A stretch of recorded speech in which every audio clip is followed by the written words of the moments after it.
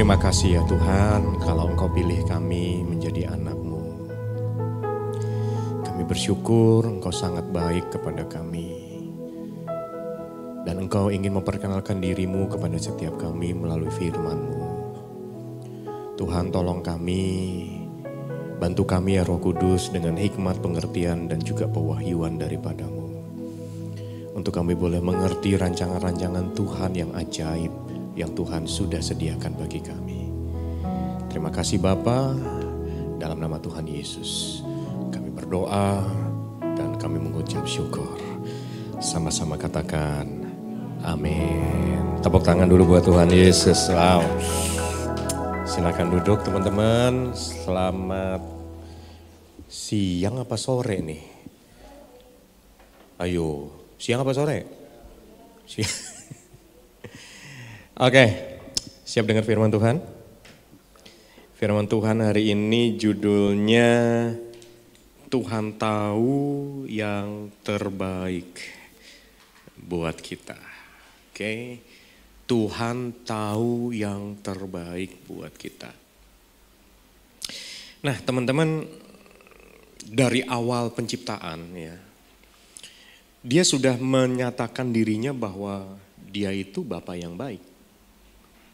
Dan dalam hal memberi, Dia pun memberi yang terbaik dan bahkan kapasitasnya yang terbaik itu Dia berikan dengan cara yang berlimpah-limpah. Dengan kapasitas yang berlimpah-limpah. So, gue pengen tanya, Yesus, manusia itu diciptakan di hari keberapa?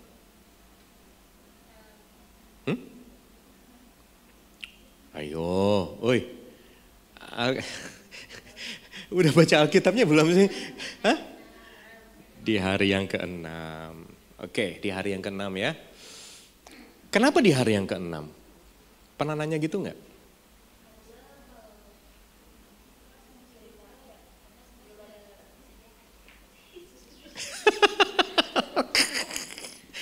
Kok mogok? Kenapa harus di hari yang ke-6? Kenapa nggak di hari pertama?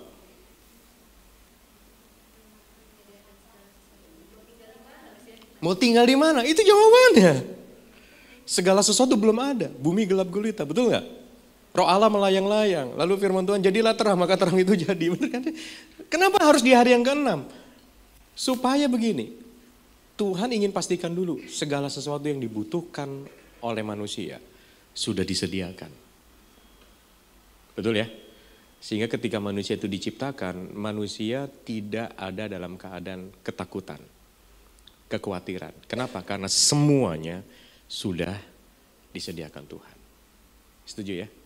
Jadi dari sini aja kita bisa lihat loh bahwa Tuhan itu, Dia adalah Bapa yang baik buat setiap kita. Yang setuju katakan amin dong. Ya kan? Dan Dia gak pernah ngasal dengan kehidupan kita. Gitu loh. Dia gak cuek ketika kita mau masuk jurang, Dia gak cuek. Buktinya apa?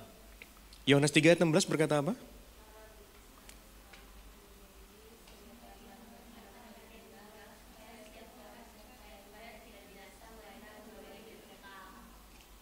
Kamu siapa namanya?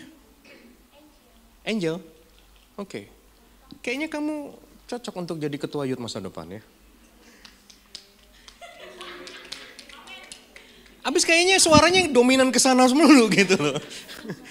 Yang mulai jawab ya dia, yang mulai ngomongnya dia gitu kan. Boleh juga lah ya. Nah sekarang teman-teman, kalau dikatakan Tuhan tahu yang terbaik buat setiap kita, ingat loh bahwa Dia itu Tuhan dan kita manusia. Dari sisi besarnya saja, Dia disebut sebagai Allah yang maha besar. Betul nggak? Sementara kita ini siapa? Gitu. Kalau kamu baca di dalam kitab Wahyu pasal yang pertama, ketika Yohanes mendapatkan penglihatan tentang Yesus yang penuh dengan kemuliaan, itu Yohanes udah kayak seperti, waduh mati dah gue ketemu sama Tuhan nih. Kenapa? Karena Yohanes dipertontonkan di situ bagaimana dia bisa melihat Yesus yang penuh kemuliaan dan dia adalah Allah yang maha besar. Nah, di dalam kemahabesarannya dia dan di dalam kekekalannya dia sudah ada sebelum semuanya ada. Dia yang menciptakan meskipun dia tidak diciptakan, betul ya? Nah sekarang, dilihat dari caramu memandang dengan cara Tuhan memandang pasti beda nggak? Udah pasti beda. Dia Allah yang maha besar, dia mampu melihat jauh melebihi dari apa yang bisa kita lihat. Betul ya? Nah coba Yesaya 55 ayat 8-9, firman Tuhan ngomong begini. Slide-nya ada nggak? Kayaknya udah dikasih deh. Nah. Oh iya benar. Baca yuk, sebab rancanganku bukanlah rancanganmu dan jalanmu bukanlah jalanku. Demikianlah firman Tuhan. Seperti tingginya langit dari bumi, demikianlah tingginya jalanku dari jalanmu dan rancanganku dari rancanganmu. Nah, teman-teman kita bisa lihat di sini. Contoh misalnya, kejadiannya begini teman-teman. Kita akan buktikan bagaimana cara pikirnya Tuhan dengan cara pikirnya manusia seringkali nggak nyambung. Seringkali nggak connect. Akibatnya begini, seringkali manusia itu jadi menyalahkan Tuhan. Seringkali manusia itu jadi kesel sama Tuhan, bahkan membenci Tuhan. Kenapa? Karena dia mencoba untuk mengerti Tuhan dari cara berpikirnya dia sebagai manusia. Paham ya? Mau contoh, sederhananya begini. Ingat peristiwa bagaimana kekeringan terjadi di Israel karena Ahab yang memerintah jadi raja saat itu membawa bangsa Israel untuk menjadi penyembah berhala. Ada nabi yang namanya Nabi Elia di situ. Dan dengan ucapan melalui perkataan Nabi Elia tidak turun hujan. Oke? Nah, pertanyaan saya. Elia terdampak nggak? Elia yang ngomong loh, betul ya? Nah Elia yang ngomong bahwa tidak akan turun hujan selama 3,5 tahun. Yang ngomong juga kena nggak kekeringan? Kena, betul? Tapi kita bisa lihat bagaimana akhirnya Tuhan memelihara kehidupan Elia dengan cara apa? Burung datang kan, setiap hari memberi makan. Makan apa di situ? Hamburger. Loh, burger pertama itu bukan dibuat oleh McDonald. Dari zamannya Elia udah ada yang namanya burger. Karena burung membawa daging dan roti. Nah kalau ditumpuk jadi apa? Burger, ya bener dong. Minumnya di mana? Jangan ngomong Coca-Cola. Jangan ngomong soda, minum dari sungai Kerit. Artinya begini, apakah itu sudah dirancang oleh Elia? Tidak. Apakah Elia pernah berpikir bahwa dia akan dipelihara oleh burung-burung yang datang setiap hari memberi dia makan? Enggak. Siapa yang melakukan itu? Tuhan. Nangkep ya? Nah sekarang, lama-lama sungai itu jadi kering gak? Karena kan musim kering yang berkepanjangan kan? Lama-lama sungai itu juga nguap tuh. Air yang ngalir sedikit. Dan Tuhan tahu kalau Elia tetap tinggal di situ, dia juga akan mati. Nggak bisa minum. Betul ya? Oleh karena itu Tuhan perintahkan Elia, nanti buka deh 1 Raja-Raja 17. Nanti baca aja sendiri. Tuhan memerintahkan Elia untuk pergi ke Sarfat ketemu sama siapa? Seorang janda, dengar baik-baik. Ini janda, bukan janda kaya. Janda miskin. Nah sekarang, begitu Elia ketemu sama si janda miskin ini, apa yang Elia katakan kepada janda itu? Kasih gua air dong. Dikasih enggak? Dikasih enggak? Elia minta air sama janda miskin di Sarfat, dikasih nggak? Dikasih air. Tapi belum juga ini janda balik kanan untuk ngambil air, Elia udah teriak lagi, rotinya sekalian ya. Nangkap? Nah dengar ya, pada waktu Elia minta air, janda ini hatinya nggak tersengat. Ya udahlah, lo minta air gue kasih dah. Tapi begitu Elia minta roti, janda ini ngamuk. Betul gak sih? Kenapa? Kenapa? Nih, saya akan buktikan bagaimana rancangan Tuhan itu jauh lebih baik dari apa yang bisa kamu pikirkan. Kenapa janda ini ngamuk ketika Elia minta roti? Karena janda ini takut. Betul ya?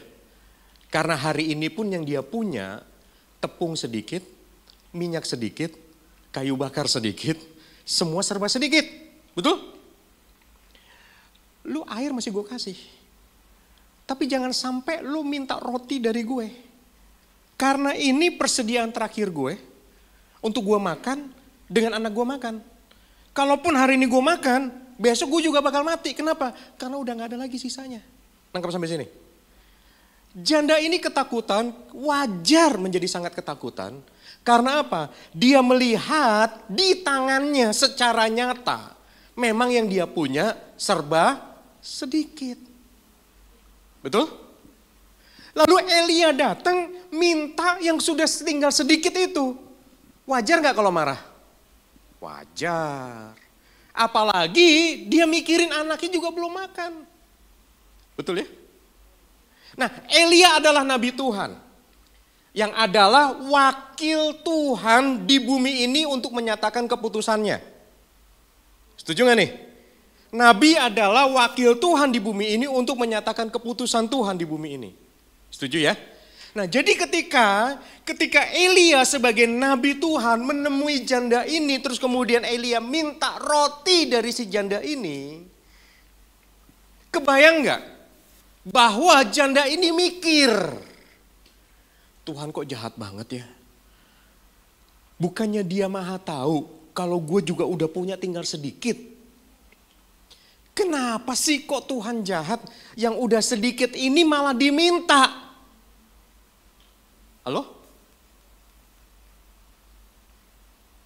Nah kalau udah seperti itu, pikirmu kira-kira Tuhan merancangkan sesuatu yang baik atau yang buruk? Serius? Hah? Kalau lu yang jadi janda kira-kira pikiran lu gimana? Berat saudara. Coba. Ini udah siang mau sore nih, ya kan? Lu aja udah pada makan kan rata-rata kan. Jadi mikirnya rada sulit gitu. Cuma kalau si janda ini dalam keadaan lapar, persediaan terakhir, terus nabi Tuhan datang, bukankah seolah-olah Tuhan minta yang udah sedikit ini? Betul? Bisa nggak kalau kalian mikir bahwa kok Tuhan jahat sih, yang sedikit malah diminta? Kenapa Elia mesti datang kepada seorang janda miskin pula? Kalau datang kepada sebuah keluarga yang masih punya suami, yang masih bisa bekerja menghasilkan uang, masih oke, betul ya? Kalau mungkin datang kepada seseorang yang single, yang gak punya tanggungan anak untuk dikasih makan, juga mungkin masih oke. Tapi ini adalah seorang janda yang kehilangan suami sebagai pegangan hidup, sebagai sandaran hidup untuk hidup sehari-hari, udah gak ada. Dalam keadaan miskin pula dan semua punya serba sedikit. Terus Elia sebagai wakilnya Tuhan malah minta yang sudah sedikit itu. Wajar dong kalau kita berpikir kok Tuhan jahat, betul? Percaya nggak bahwa Tuhan justru ingin menyelamatkan kehidupan si janda? Bukan ingin mengambil dari si janda, Tuhan justru melalui Elia, Tuhan datang dalam kehidupan janda ini, Tuhan justru ingin memberi kepada janda ini supaya janda ini tidak mati kelaparan. Setuju nggak nih? Susah ya? Susah untuk percaya ya? Karena pada kenyataannya kan yang sedikit itu udah diminta Tuhan kan? Betul? Oke. Lu mau foto atau video? Ngomong-ngomong dong. Ntar dulu, tunggu sisirannya gimana? Nangkep ya teman-teman ya. Oleh sebab itu Elia berkata jangan takut. Kenapa? Karena memang janda ini benar-benar dalam keadaan ketakutan. Kalau gue kasih ke Elia berarti gak ada lagi yang sisa yang gue punya untuk gue makan sama anak gue makan. Naluri seorang ibu akan mempertahankan apa yang ada di tangannya demi anaknya makan. Bahkan ibu ini bisa berkata, enggak apa-apa deh, gue mati duluan gak apa-apa, yang penting anak gue jangan mati duluan. Bener gak sih? Terus kalau tiba-tiba ada orang, kasih rotinya dah, udah tenang aja, Tuhan bakal tolong. Kira-kira percaya gak? Nangkep? Masih percaya kalau Tuhan tahu untuk memberi yang terbaik buat kita? Tahu untuk merancangkan yang terbaik buat setiap kita? Masih percaya? Karena kenyataannya apa yang sedikit itu udah diminta loh sama Tuhan. Tahu nggak kebaikan Tuhannya di mana? Lihat sini semuanya. Tuhan justru mencegah janda ini supaya janda ini tidak memakan apa yang sudah sedikit ini. Tahu kenapa? Karena pada prinsipnya yang sedikit itu dalam pandangan Tuhan, bukan dalam pandangan si janda loh. Dalam pandangan Tuhan yang sedikit ini ternyata itu adalah benih. Katakan benih. Nah, gitu dong dari tadi dinyalain. Yang cantik semakin cantik kan. Yang ganteng gak kehilangan kegantengannya. Oke, yang sedikit ini adalah benih. Nah kalau benih dimakan, maka benih ini akan kehilangan kemampuan untuk bermultiplikasi. Sementara firman Tuhan berkata, apa yang kau tabur itu yang kau tuai. Kalau kamu menabur banyak, kamu menuai banyak. Menabur sedikit, kamu menuai. Konsekuensinya kalau kamu gak menabur apa-apa, maka kamu juga gak akan menuai apa-apa. Nanggap? Cara Tuhan menolong, sekalipun yang dikerjakan adalah mujizat, dengar baik-baik. Tuhan tidak akan menabrak firman-Nya yang telah diucapkannya sendiri. Cara Tuhan menolong si janda, sekalipun dia adalah Allah yang maha besar dan mampu melakukan segala-galanya, bukan berarti Tuhan ngasal di dalam menghadirkan mujizat bagi si janda ini. Setuju gak? Kalau yang sedikit itu adalah benih dan benih itu dimakan, gak ada lagi yang bisa janda ini tabur. Kalau gak ada yang ditabur, mau nuai apa? Betul gak? Jadi sebetulnya Tuhan jahat atau baik di sini? Baik. Kenapa? Karena Tuhan mau yang tinggal sedikit ini harus kamu tabur. Supaya ketika kamu menabur, maka benih ini punya kekuatan untuk bermultiplikasi. Yang suatu saat kamu akan menuai hasilnya. Setuju gak sih? Justru Tuhan datang ingin memberi dan memberi dalam segala kelimpahan. Pikirannya kita, Tuhan datang ingin ngerampok kita. Matching gak maunya Tuhan dengan maunya kita? Enggak matching, matching dari mana? Yang gue tahu nih, yang tukang ngerampok itu iblis. Iblis datang untuk mencuri, membunuh, membinasakan. Tukang ngerampok kan? Bapamu di surga datang ingin memberi dan memberi dengan segala kelimpahan. Ingin terima kelimpahannya? Ada jalannya bos. Ada aturan mainnya. Enggak ujuk-ujuk duit dari surga gedebuk dari langit turun depan kita. Enggak mungkin. Caranya Tuhan menolong si janda ini jauh melebihi dari apa yang janda ini bisa pikirkan dengan otaknya. Makanya Tuhan kirim Elia untuk mencegah janda ini. Benih, jangan kamu makan. Justru benih yang sedikit ini, tabur dulu. Makanya Elia katakan, jangan takut, tapi berilah lebih dulu bagiku. Roti kecil untuk aku makan. Ingat, Elia adalah nabi, perwakilan tuh ketika janda ini memberi kepada Elia untuk Elia makan, itu sama seperti Seperti apa? Janda ini menabur benih. Nangkap sampai sini? Jadi rancangan Tuhan selalu rancangan yang terbaik. Cuma kalau orang Indonesia kan beda ya.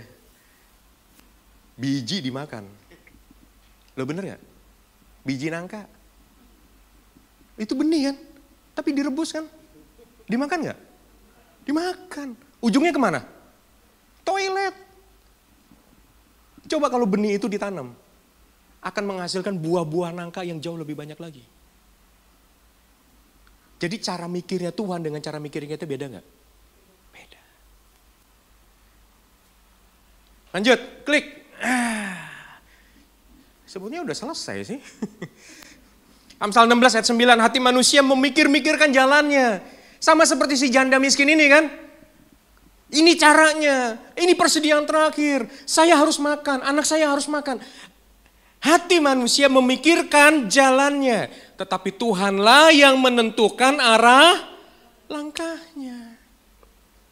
So, jangan kecewa jika rencana tidak berjalan sesuai harapan. Karena Tuhan lagi mau tunjukkan yang lebih baik yang akan datang dalam hidupmu. Percayalah bahwa Tuhan sedang menyiapkan sesuatu yang lebih baik. Doakan setiap rencana yang kita buat, doain aja. Kita udah rencanain nih. Waduh, gue udah pacaran 7 tahun sama dia. Gue bakal nikah nih. Selesai dia lulus, skripsinya, sidang. Nah langsung dah, gue bakal nikah. Udah diomongin nanti mau nikah di mana, gedungnya di mana, undangan berapa. Oke? Itu kan rancangan kita. Ujung-ujungnya siapa yang tahu? Itu ternyata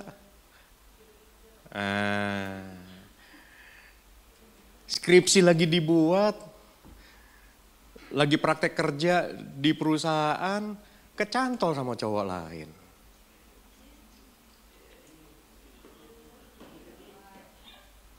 Loh, mau kesel, mau marah, atau mau percaya bahwa Tuhan memberi yang lebih baik. Meskipun sekarang belum kelihatan. Serius. 7 tahun loh. Modal udah banyak keluar loh. Beliin dia roti, ya kan, nganter jemput dia, nungguin berjam-jam, cariin bahan skripsi, ayo. Begitu skripsi udah jadi lo ditinggal. Bahaya. Sekarang dibandingkan dengan pengalaman hubungan 7 tahun dengan pengalaman ketemu sama si cowok cuma 3 bulan. Kenapa dia lebih milih sama yang 3 bulan daripada yang 7 tahun? Ayo. Senep gak? Terus lo mau pikir Tuhan jahat? Atau kita mau berpikir, terima kasih Tuhan. Karena Engkau sedang menyediakan yang jauh lebih baik. Untuk aku bisa terima. Nah sepi nih pasti. Kalau udah ngomongin pacar pasti sepi. Yang kedua, klik. Udah ya. Tuhan melihat lebih dari yang kita lihat. Ya jelas. Nih, seringkali kan gini ya. Tuhan melihat perjalanan kehidupan kita dari kekal sampai kekal. Betul ya? Dia adalah Alfa dan Omega. Di dalam kekekalannya dia udah ngeliatin kita jauh sebelum kita bisa melihat kehidupan kita sendiri. Betul apa betul? Ya. Nah, tapi kita maunya menghadapi persoalan, udah tahu ujungnya finishnya di mana. Maunya kita kan begitu. Ya dong Kak, supaya gue bisa semangat dong. Karena gue udah tahu nih ujungnya pasti ke sono. Tapi tahu nggak? Ternyata Tuhan nggak begitu ngajarin kita. Makanya kan ada firman-Nya. Firman-Mu.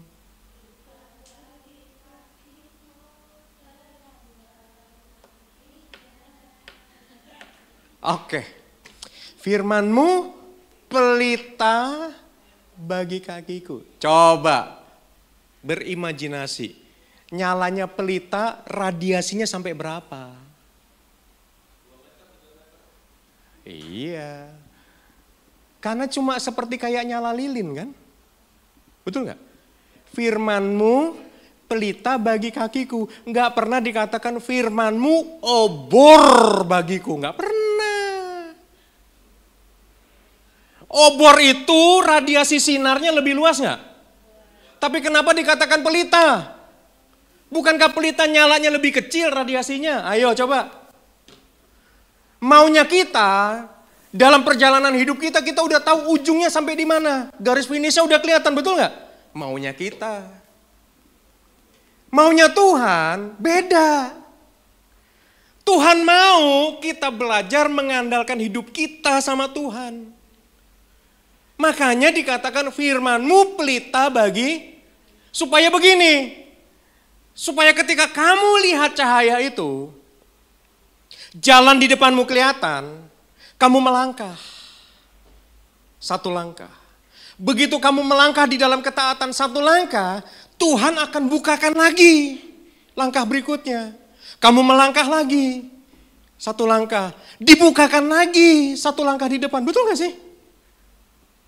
Melangkah, dan terus melangkah. Lama-lama sampai garis finish gak? Begitu kita lihat ke belakang, kita akan kagum. Wow Tuhan, ternyata perjalanan hidup gue udah sejauh ini ya dengan Tuhan.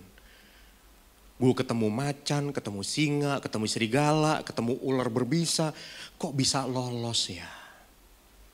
Jadi kagum sama Tuhan gak? Ya. Nangkep? Cara Tuhan memandang, Tuhan udah tahu finishmu ada di mana. Sementara kita memandang, terbatas gak? Woi, terbatas gak? Terbatas. Sekarang coba lihat. Kalau kamu berdiri di pinggir laut, di tepi pantai, nggak ada penghalang apapun di depan kamu. Sejauh-jauhnya kamu memandang sampai berapa jauh?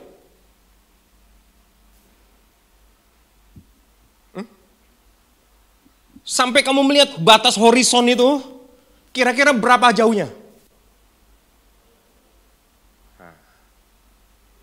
Artinya tetap terbatas nggak? Mau 10 kilo, mau 20 kilo, mau 100 kilo, tetap terbatas nggak? Batasannya hanya sampai situ kan? Lebih dari itu sanggup nggak? Nggak sanggup. Tapi Tuhanmu adalah Allah yang ada di atas. Halo?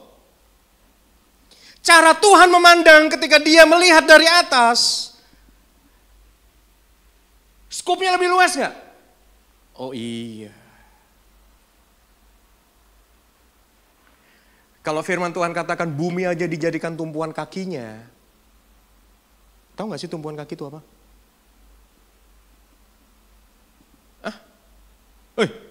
Kalau bumi aja dijadikan tumpuan kaki, tahu gak bumi itu jadi apa tuh jadinya? Cuma untuk nginjek kan? Nah kalau bumi aja jadi tumpuan kakinya Tuhan, siapa lu?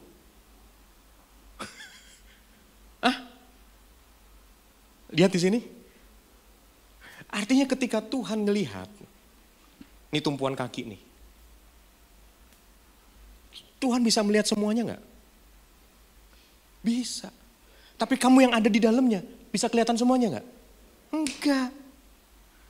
Jadi cara Tuhan melihat, beda banget dengan cara kamu melihat. Oke? Jauh lebih dari yang bisa kita lihat. Yeremia 29 ayat 11 dikatakan, sebab aku ini mengetahui rancangan-rancangan apa yang ada padaku mengenai kamu. Demikianlah firman Tuhan, yaitu rancangan damai sejahtera dan bukan rancangan kecelakaan untuk memberi kepadamu hari depan yang penuh. Masih percaya kalau Tuhan kasih rancangan damai sejahtera? Janda di Sarfat tadinya gak percaya. Betul gak sih? Tapi puji Tuhan, janda di Sarfat dikatakan di Alkitab dalam satu Raja-Raja itu, pasal yang ke-17. Dikatakan di sini, janda itu melakukan persis seperti yang Elia katakan. Artinya nurut gak? Nurut.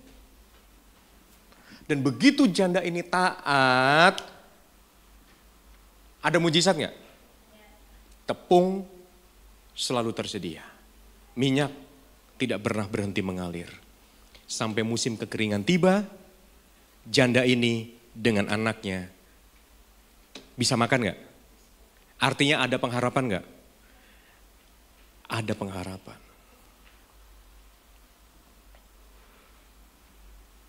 Oke. Kamu tahu pelukis? Kamu tahu pelukis? Tahu. Ketika ada kanvas kosong di depannya, oke. Buat kita orang awam, itu hanya sekedar kanvas kosong, hanya putih aja di situ. Tapi dalam pandangan sang pelukis maestro, sekalipun di depannya itu adalah kanvas putih dan belum ada lukisan apapun. Tapi, dengar baik-baik, sudah ada gambaran di dalam pikirannya. Dia udah tahu kanvas ini akan jadi lukisan seperti apa. Betul apa betul? Ya. Dan tahu nggak bahwa Allahmu dan Allahku itu adalah seniman yang luar biasa. Dan tahu nggak cara kerja seniman itu gimana? Mau tahu? Yang pertama, itu yang tadi.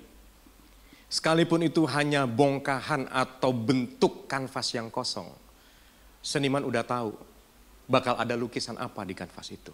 Yang kedua, seniman kalau udah bekerja, dia akan fokus sedemikian rupa sama lukisannya. Dan bahkan dia rela gak makan, gak minum, gak kencing, gak mandi, sampai lukisannya jadi. Oke? Dan yang ketiga, kalau lukisannya udah jadi, maka sang maestro akan menaruh tanda tangan biasanya di ujung kanan bawah. Untuk membuktikan bahwa lukisan itu asli buatan si pelukis itu. Tangkap sampai sini? Tuhanmu adalah pelukis hidupmu. Jauh sebelum kamu ada, Tuhan udah tahu. Kalaupun kamu lahir ke dunia ini, kamu akan menjadi seperti apa. Amin. Yang kedua, Tuhan itu sangat konsentrasi dan fokus penuh sama kamu. Halo? Ingat, dia maha kuasa.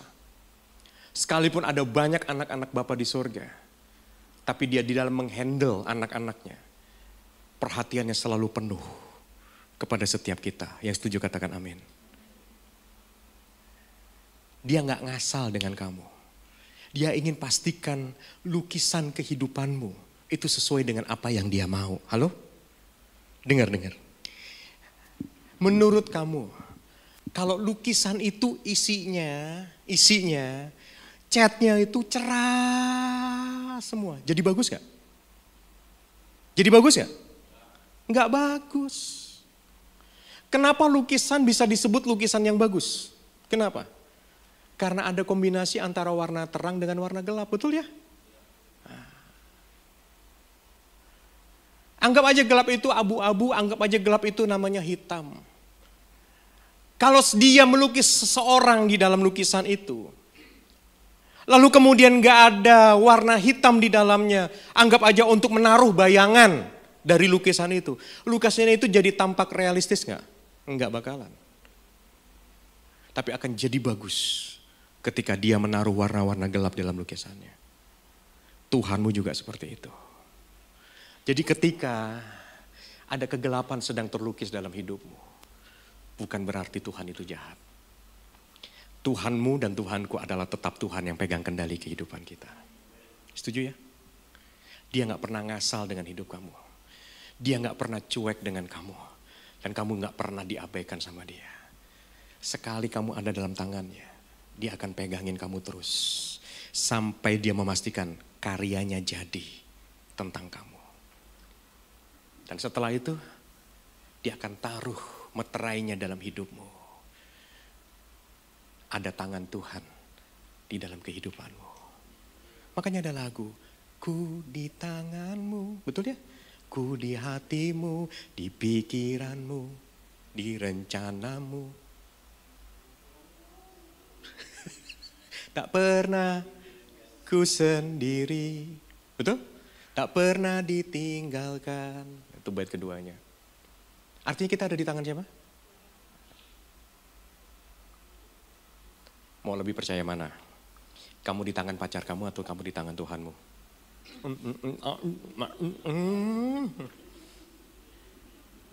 Serius. Yang secara real ngasih bunga tuh pacar kamu loh, bukan Tuhan. Bodoh amat. Oke, gue baru ketemu nih model kayak begini nih. Oke. Nangkep ya teman-teman ya. Poin yang ketiga, yuk. Lanjut yuk. Percaya dan taat itu membawa damai sejahtera. Filipi 4 ayat 6 sampai 7 baca 2-3. Janganlah hendaknya kamu khawatir tentang apapun juga. Apapun juga itu artinya apa? Ya apa aja, terserah. Suami masa depan, istri masa depan. Tentang apapun. Ada yang khawatir di sini?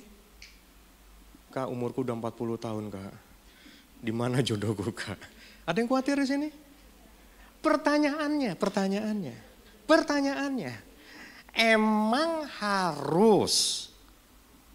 Emang harus punya cowok untuk jadi suami? Emang harus? Nah, kalau belum ketemu jadi panik. Biasanya yang panik papa mamamu sih, Mang. Tapi kalau kamu ikutan panik, jadinya ngasal. Betul nggak? Yang penting punya. Bayangin punya cowok hanya untuk sekedar jadi status kan? Not single and available more. Percaya kepada Tuhan akan menghilangkan kekhawatiran. Makanya baca firmannya udah dibaca belum? Ya, kan. Doa ya, bersyukur dalam segala hal. Nah, sebenarnya simpel kok. Balik lagi, doa lagi, baca firman lagi, intim sama Tuhan lagi, betul? Mau apapun firmannya, muter-muternya ujung-ujung ke situ juga. Ya memang itu caranya kok. Tetapi yang membedakan apa? Ketaatanmu. Setuju gak nih? Sekarang bisa gak kamu imajinasikan? Ketika Elia diperintahkan untuk pergi ke timur ke tepi sungai Kerit. Perintah Tuhannya itu ya. Tapi kemudian Elia punya kehendak sendiri. Dia pergi ke barat ke tepi sungai Ciliwung. Pertanyaan gue, ketemu sama burung untuk kasih makan gak? Hah? Kenapa enggak? Kenapa enggak? Karena Tuhan kasih order sama burung-burung itu untuk pergi ke timur, ke tepi sungai Kerit. Betul enggak? Kalau sampai itu burung enggak ketemu sama Elia di timur, di tepi sungai Kerit, burungnya jadi bingung enggak? Lu bisa bayangin, burung lebih taat daripada Elia. Halo? Ini istilah gue ya, ada spot of blessing dalam hidupmu.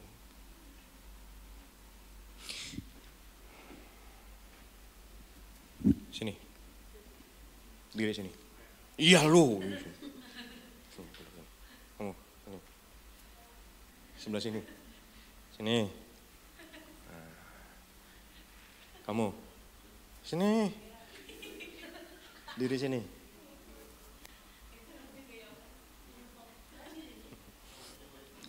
Ini lagi fashion show kan? Oke. Lihat ya. Bagaimana Tuhan sebetulnya mau hidupmu itu diberkati. Setuju nggak?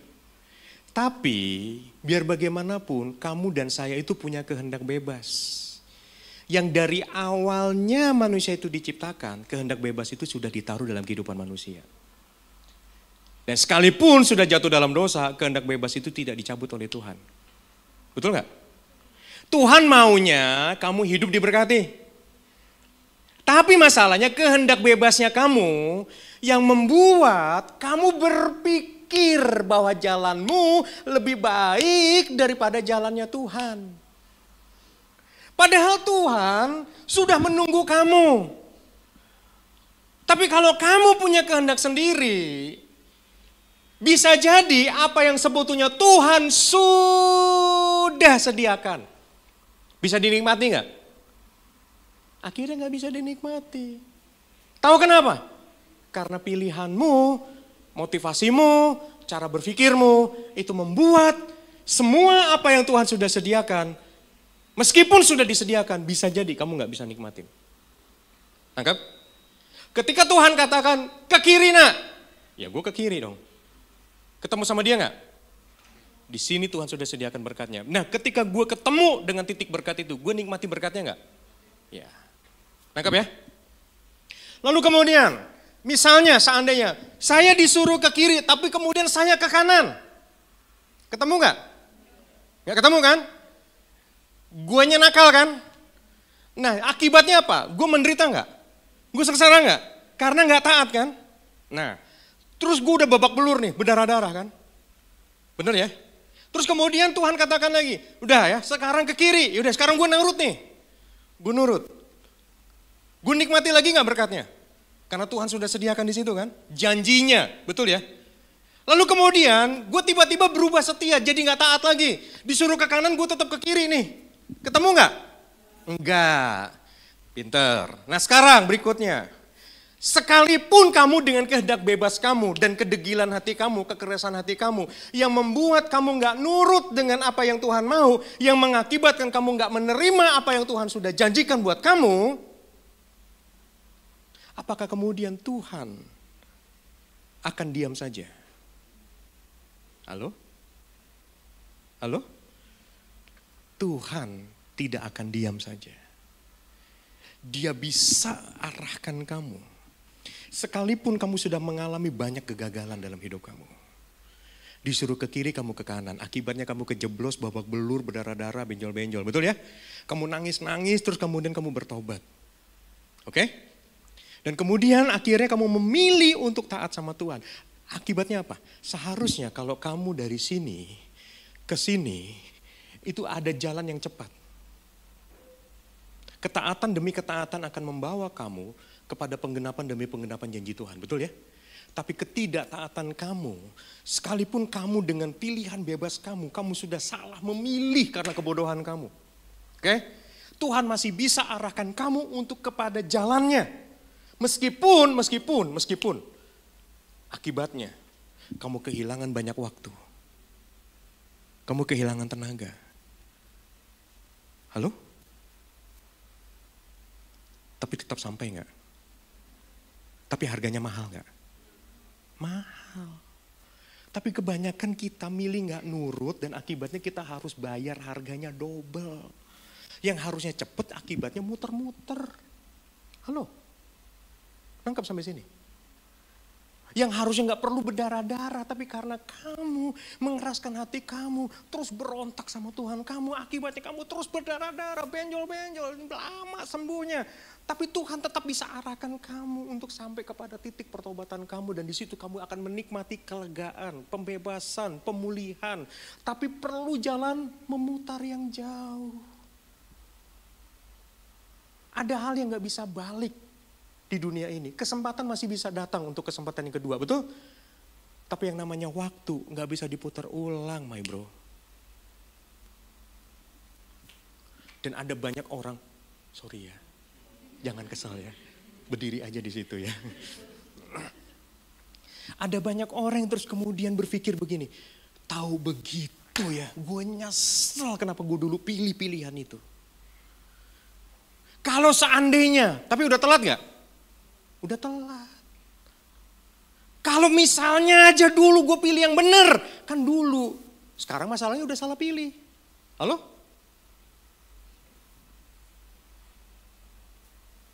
Nangkap gak? Ada banyak orang yang nyeselnya belakangan, kan emang juga nyesel pasti belakangan terus kan?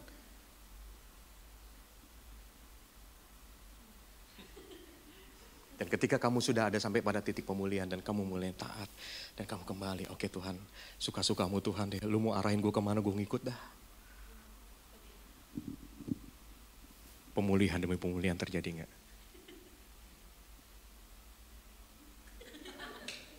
Itu nelfon namanya. Oke, tepuk tangan dulu buat teman-teman kita ini. Teman-teman nangkap ya? Pilihannya ada di kamu loh. Sebagus-bagusnya rancangan Tuhan, kamu yang harus pilih. Setuju gak dengan rencana Tuhan dalam hidup kamu? Atau kamu mikir, rencana gue lebih baik daripada rencana Tuhan? Ya terserah. Tapi maunya Tuhan, kamu setuju dengan rancangannya. Karena rancangannya pasti yang Udah ya? Udah, yuk kita doa. Udah selesai. Lah iya mau dilanjutin.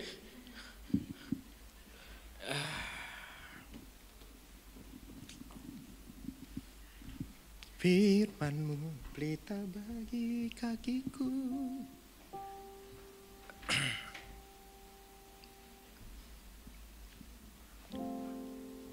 Firman-Mu pelita bagi kakiku, terang bagi jalanku. Firman-Mu, Firman-Mu pelita bagi kakiku, terang bagi jalanku. Waktu ku bimbang dan hilang jalanku, tetaplah Kau di sisiku, dan takkan ku takut asal Kau di dekatku, besertaku selamanya.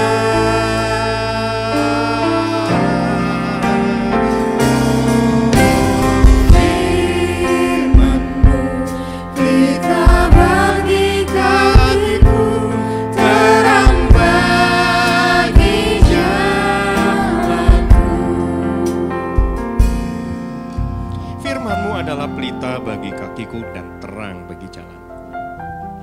Dan bagaimana firman itu bisa menjadi pelita dan jadi terang dalam hidup kita?